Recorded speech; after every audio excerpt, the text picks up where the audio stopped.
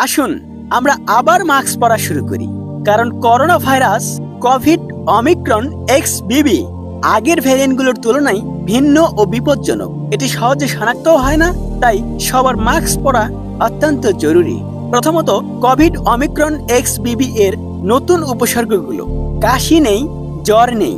বেশিরভাগ উপসর্গ হলো অস্থিসন্ধিতে ব্যথা, মাথা ব্যথা, গলা ব্যথা, পিঠে ব্যথা, নিউমোনিয়া, ক্ষুধা অস্বাভাবিকভাবে কমে যাওয়া। দ্বিতীয়ত, এই ভ্যারিয়েন্টটি ডেল্টার চেয়ে 5 গুণ বেশি বিষাক্ত এবং মৃত্যুর হারও বেশি।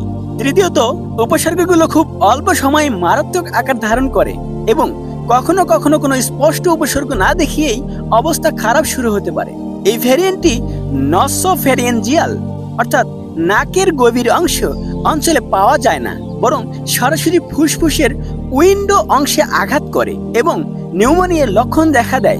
পঞ্চমত, কিছু রোগীর মধ্যে জ্বর বা ব্যথা না থাকলেও এক্স-রে করলে মৃদু নিউমোনিয়ার লক্ষণ দেখা যাচ্ছে। এছাড়া নাক দিয়ে নেওয়া স্যাম্পলে পরীক্ষায় নেগেটিভ ফল আসছে, যা পরীক্ষায় ভুল রিপোর্ট বা ফলস নেগেটিভ এসব রিপোর্টের সংখ্যা বাড়াচ্ছে। এই কারণেই এই ভাইরাসকে ধূর্ত বলা হচ্ছে। এর মানে হলো এটি সহজেই ছড়িয়ে পড়ে, সরাসরি ফুসফুসের সংক্রমণ ঘটায়, ভাইরাল নিউমোনিয়া সৃষ্টি করে এবং তীব্র শ্বাসকষ্ট তৈরি করে। এ কারণেই কোভিড ওমিক্রন XBB এত বেশি সোচে ও প্রাণঘাতী হয়ে উঠেছে। ষষ্ঠত, যতটা সম্ভব ভিড় এড়িয়ে চলুন। খোলা জায়গাতে অন্তত 1.5 মিটারের বেশি দূরত্ব রাখুন। তবে এই দূরত্ব সবচেয়ে ভালো হয় সর্বনিম্ন 3 মিটার। সঠিকভাবে মাস্ক পরুন এবং নিয়মিত সাবান দিয়ে হাত ধুয়ে ফেলুন, ইভেন যদি কাশি বা হাসি না থাকে।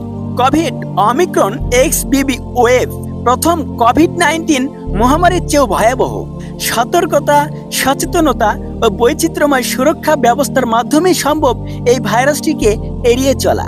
দয়া করে এই তথ্যগুলো বন্ধু-বান্ধব, আত্মীয়-স্বজন এবং পরিবারের সদস্যদের সাথে শেয়ার করুন, যাতে তারাও এই বিষয়গুলো জেনে সাবধানতা অবলম্বন করতে পারে এবং উপকৃত হয়। শুধুমাত্র নিজের কাছে রেখে দেবেন না, ঘরের বাইরে গেলে অবশ্যই মাস্ক পরুন এবং নিজেকে সুরক্ষিত রাখুন।